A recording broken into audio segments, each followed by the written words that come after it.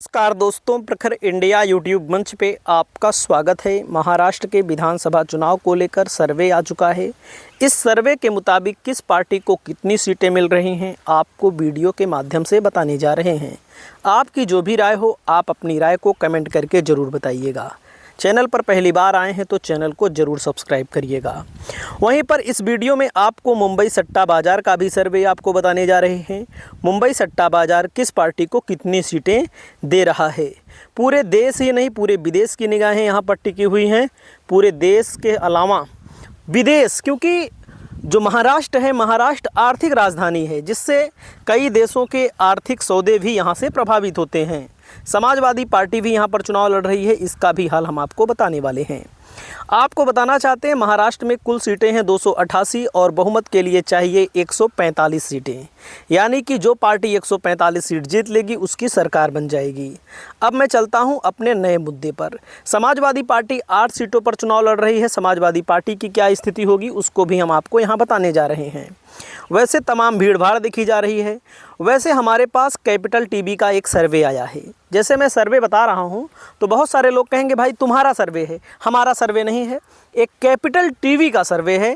Capital TV कह रहा है कि महाराष्ट्र में एनडीए यानी कि महायुति को 166 से 172 सीटें मिल सकती हैं। और भी सर्वे हम आपको दिखा रहे हैं। यही नहीं, और भी सर्वे मतलब अन्य कंपनियों के या अन्य सर्वे एजेंसियों के भी सर्वे हम आपको यहाँ पर दिखाने जा रहे हैं। महाविकास अघाड़ी को 90 से 96 सीटें यहाँ पर दे रहा है कैपिटल टीवी, और अन्य को 10 से 20 सीटें कैपिटल टीवी के माध्यम से दिया जा रहा है।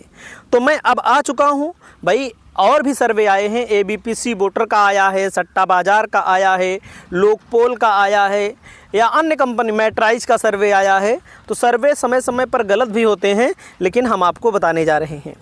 जैसे लोकपोल का सर्वे आया है, महायुति को कह रहा है, यानी कि बीजेपी गठबंधन को 115 से 128 सीट, 37 से 40% वोट यहाँ पर बता रहा है। महाविकास अघाड़ी को 151 से 162 सीट, 43 से 46% वोट बता रहा है। अदर को 5 से 14 सीट, 16 से 19% वोट बता रहा है। ये लोकपोल का सर्वे है। तो आपने देखा कैपिटल टीवी के सर्वे में बीजेपी को बढ़त है और लोकपोल के सर्वे में महाविकास अघाड़ी को बढ़त है। लोकपोल के अनुसार महाराष्ट्र विकास जो अघाड़ी है 151 से 162 सीट, महायुति से को 115 से 128 सीट।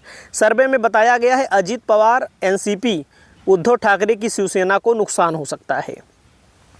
अब मैं आपको बताना चाहता हूं, जैसे लोकसभा के चुनाव में आपने देखा था, जैसे बहुत सारे लोग बीजेपी के लिए लड़ जाते हैं, बहुत सारे लोग महाविकास अघाड़ी के लिए लड़ जाते हैं। सच ये है कि लोकसभा के चुनाव में बीजेपी को बहुत बड़ा घाटा था। बीजेपी गठबंधन को केवल 17 सीटें मिली थी 48 सीटों में। अब आप सोचिएगा, महाविकास अघाड़ी को 30 सीटें मिली थी। तो इससे लोकसभा का आकलन अगर आप विधानसभा में लागू करेंगे तो बीजेपी वाकई में पीछे है। बाकी हम चलते हैं आगे, वहाँ आगे चलते हैं। आगे के सर्वे में किसको मैं यहाँ पर दिखाने जा रहा हूँ, जैसे मैट्राइज का सर्वे है। मैट्राइज के सर्वे में आपको मैं दिखाना चाहता हूँ कि मैट्राइज के सर्वे में महायुति को 145 से 165 सीटें दी जा रही हैं, जबकि महाविकास अघाड़ी को 106 से 126 सीटें दी जा रही हैं। ये मैट्राइज का सर्वे है। मैट्राइज के सर्वे में 47% वोट बीजेपी नेतृत्व को, 41% वोट कांग्रेस नेतृत्व को मिलने की संभावना है। तो आगे चलते हैं।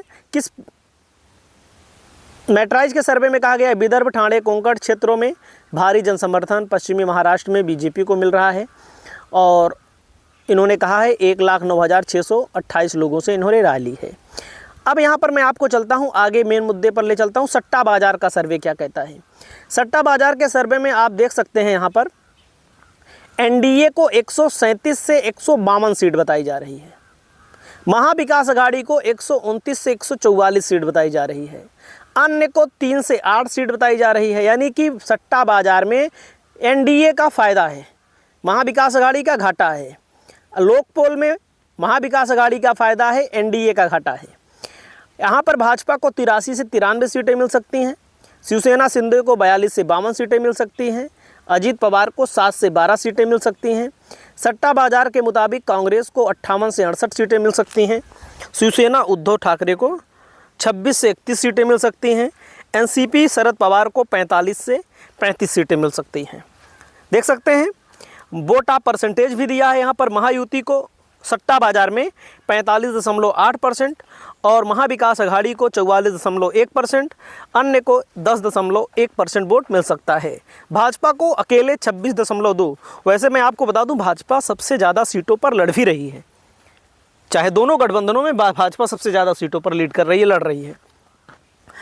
और वहीं पर शिंदे को 6.8, एनसीपी को 2.8, कांग्रेस को 16.2, उद्धव ठाकरे को 14.2, एनसीपी शरद पवार को 13.7% वोट मिल रहा है।